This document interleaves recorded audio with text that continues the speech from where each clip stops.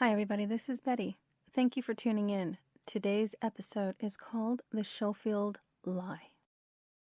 Before we get started, I want to just say thank you to all my listeners and those of you who are sharing with your friends and family. It really means a lot to me. Thank you. Enjoy the show.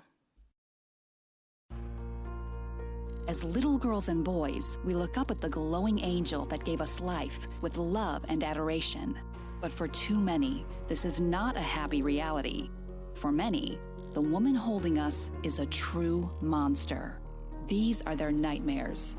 Delve deep as we unravel the turbulent bonds between mother and child. You are listening to Monsters and Mothers with your host, Betty Wild.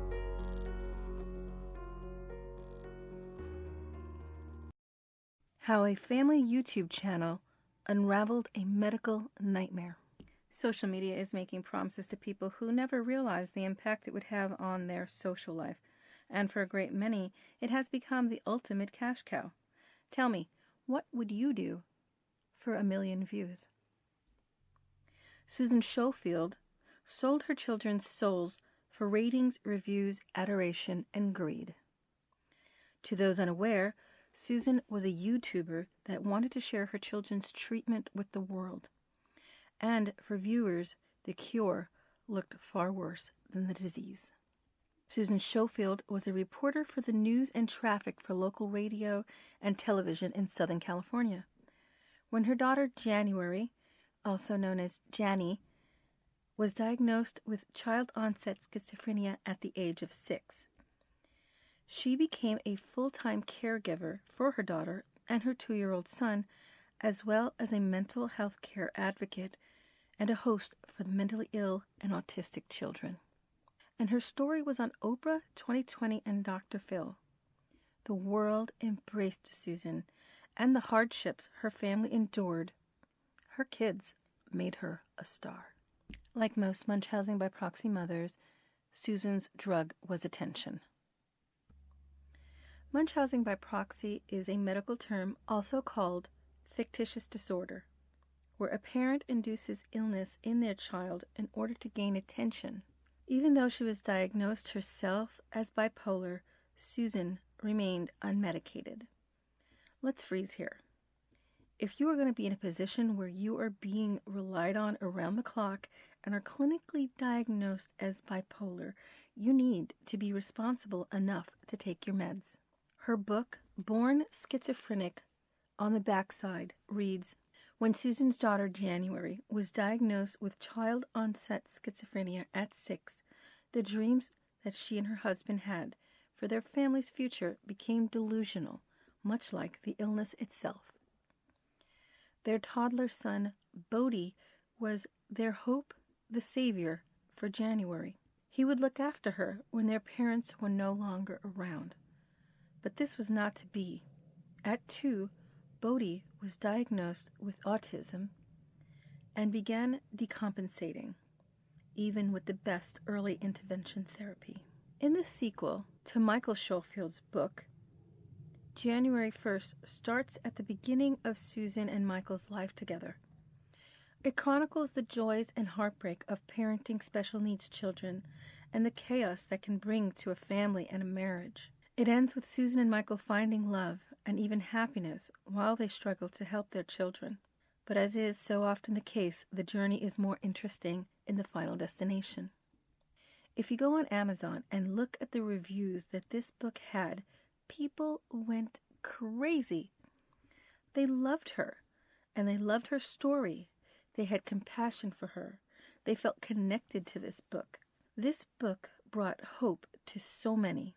Teachers, advocates, mothers were all sold on the belief that Susan presented an answer that they could apply to their own painful situation. Now let's fast forward. If you head over to the reviews on Amazon, you can see in the reviews that everybody just flips on Susan, and all the bad reviews started to come in one after another. One reviewer wrote, "This book details the struggles of a seemingly unstable mother as she scapegoats and gaslights her small children to cover her own inability to parent properly.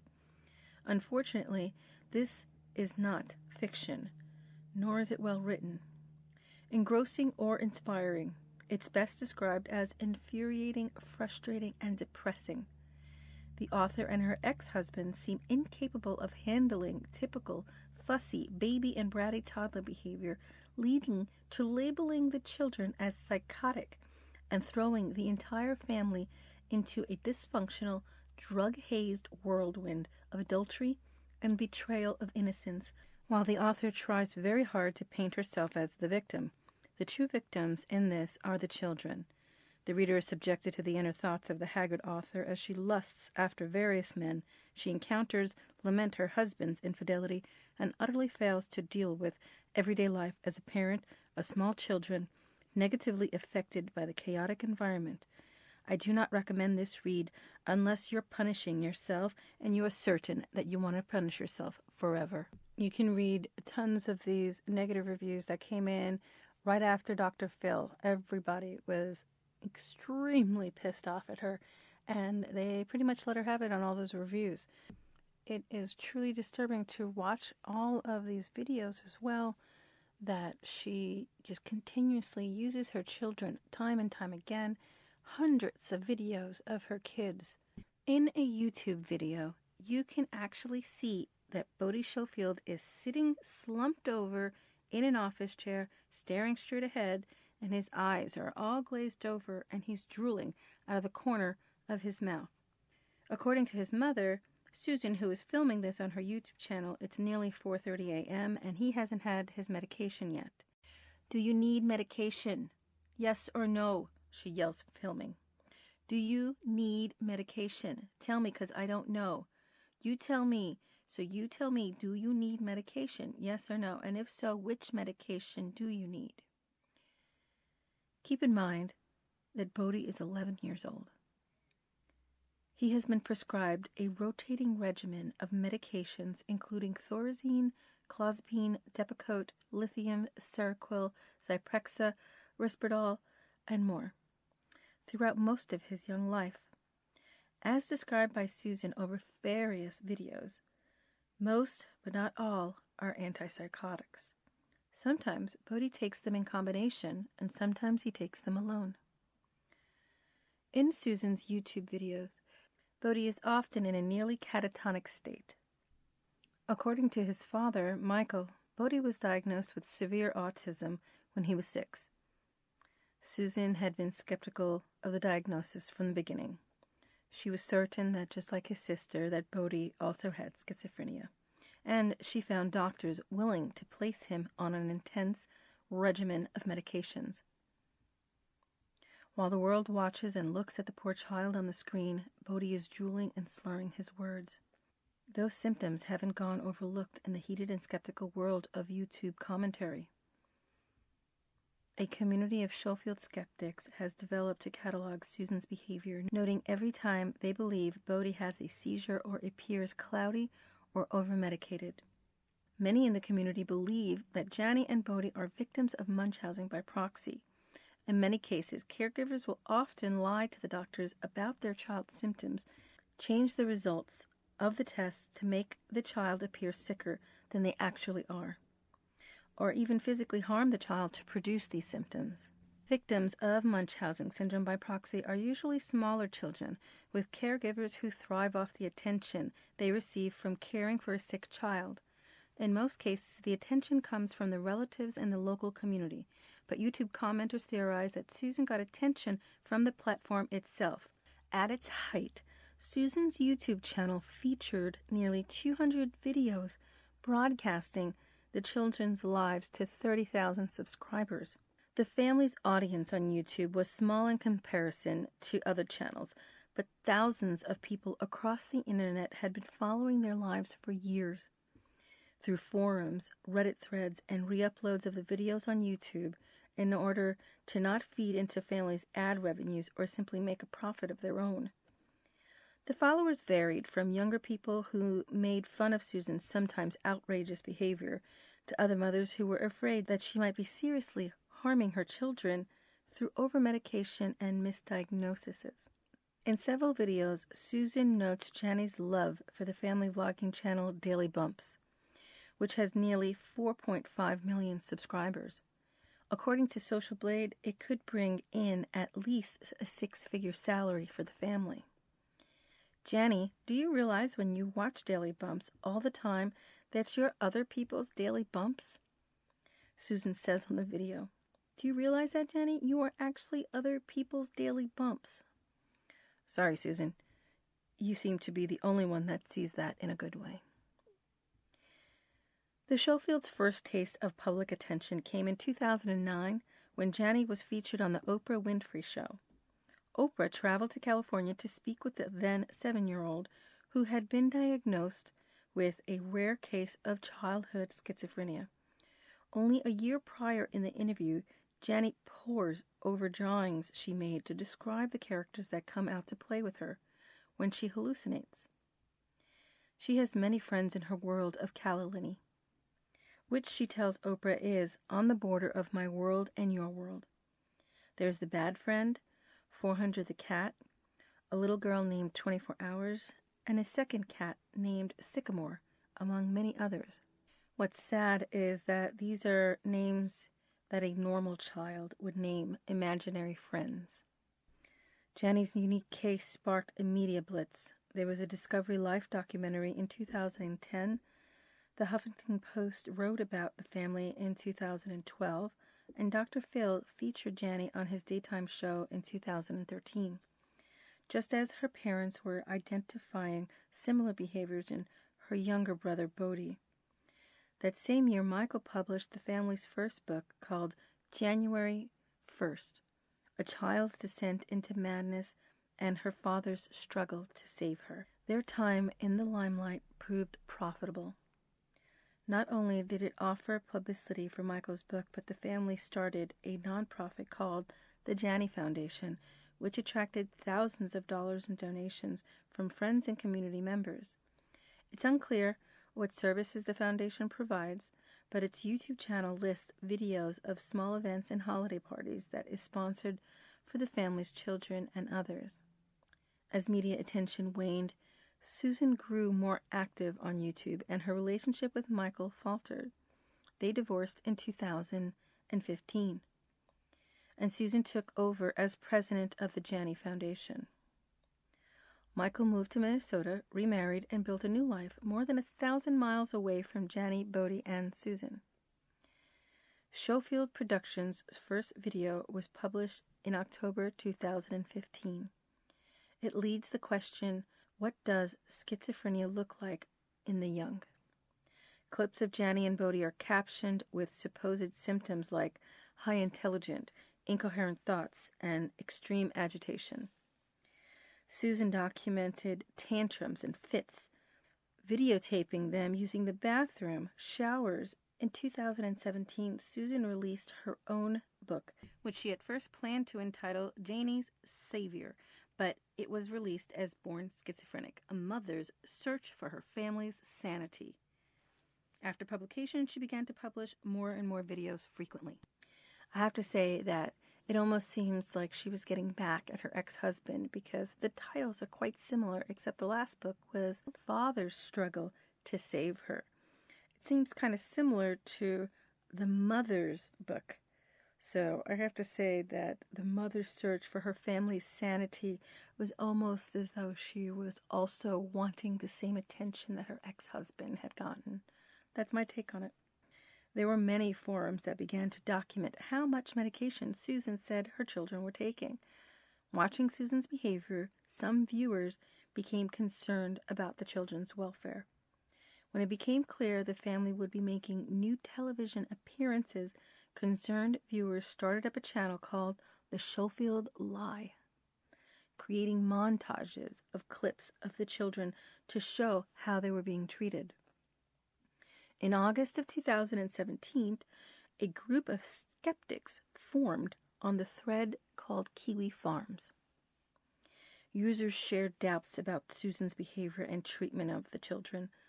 They also began to document how much medication Susan said her children were taking over time, noting changes and different prescriptions from the slew of doctors that Susan took her children to when others would not prescribe the strong antipsychotics she believed her children, especially Bodhi, needed.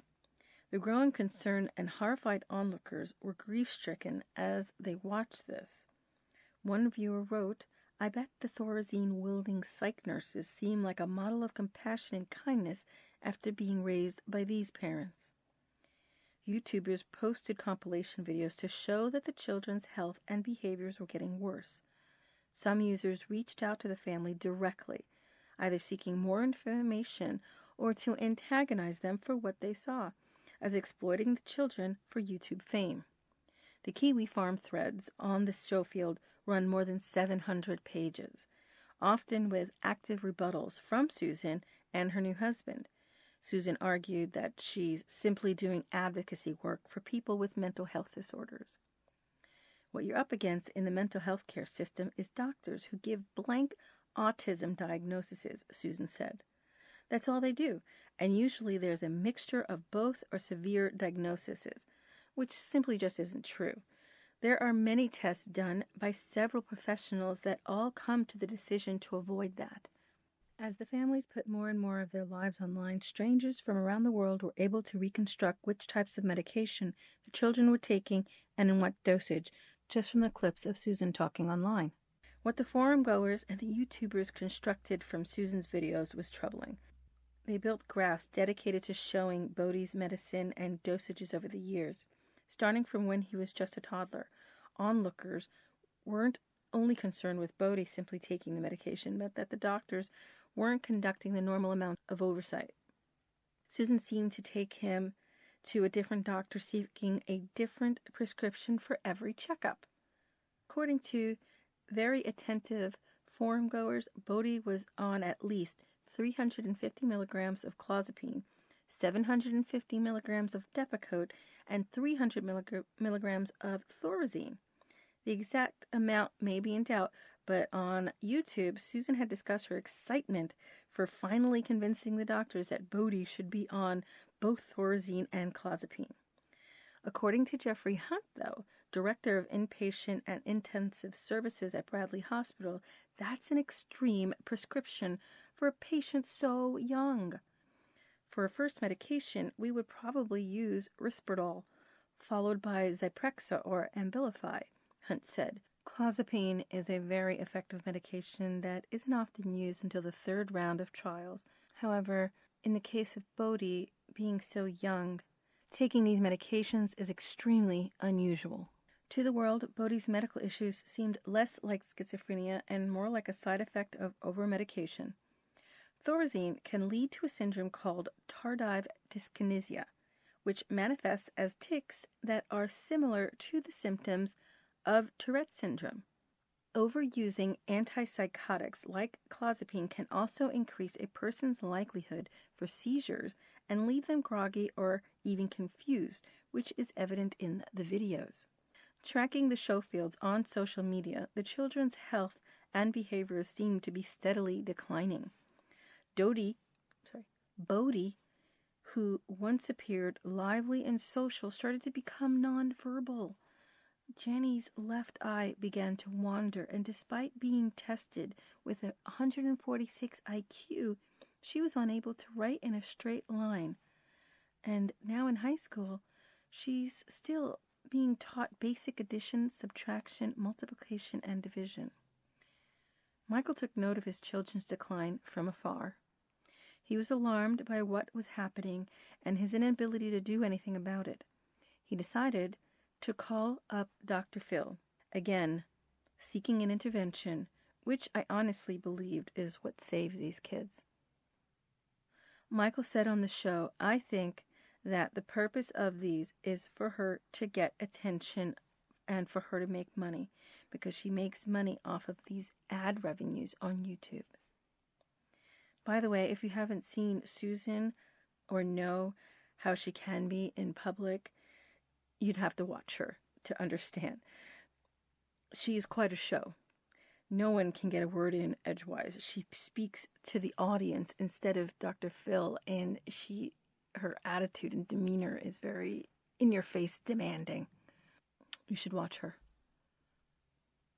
Both Dr. Phil and celebrity doctors Charles Sophie agreed to help the family and their children, but only if Susan took down her channel.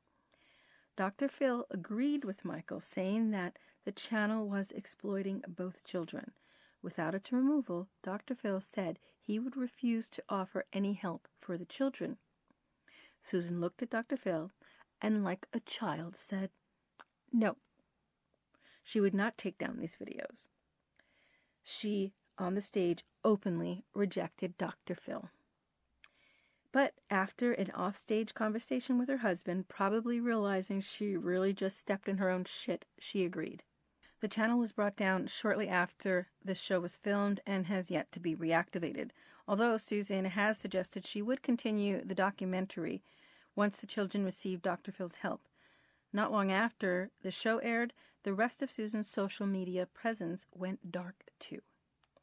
The eerie silence wasn't just because of Dr. Phil. According to Michael, the LA County Children's Court had placed a gag order on both parents as part of an ongoing case. After years of growing concerns, the authorities had finally gotten involved. The children were removed from Susan's custody the week of March 10, 2019. Michael was at home in Minnesota with his wife, who was delivering a child the night his other children were taken away. I knew it was going to happen, yes. They just did it earlier than I expected, he said. It's unclear who or what exactly drove authorities to remove the children from Susan's custody, but it occurred shortly after the latest Dr. Phil video aired. They believe that Susan was exaggerating Bodhi's symptoms because she believes he has schizophrenia. Michael wrote, as for why they took Janny too, I was told it was because she was giving Janny Thorazine. Susan Schofield was a public sensation that convinced millions of people that her children had schizophrenia. Susan lost her battle against the Los Angeles Department of Child and Family Services. She lost custody of her children in March after she admitted to Dr. Phil that she was actually doctor shopping and posting inappropriate videos of her children online. Janny and Bodhi Schofield are now living far away from their mother.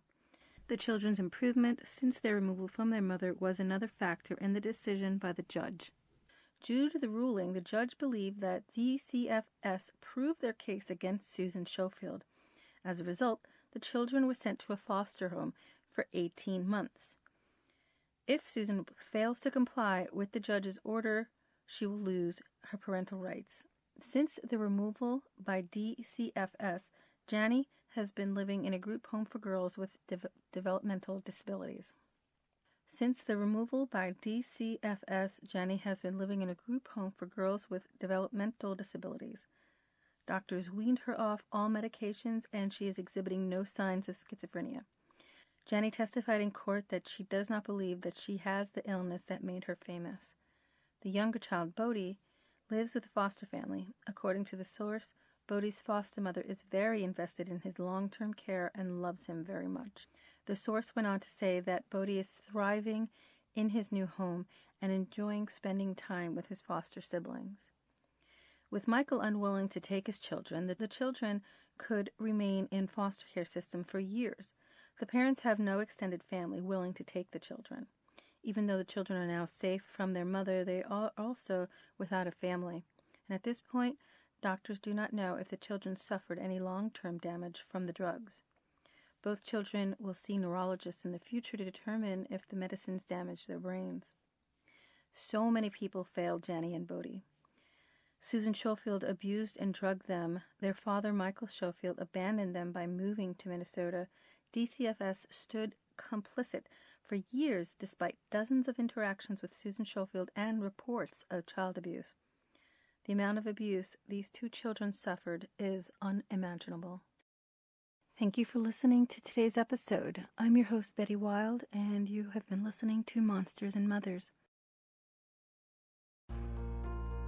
Thank you for listening to Monsters and Mothers. Subscribe to hear more chilling accounts of mothers who commit unspeakable horrors.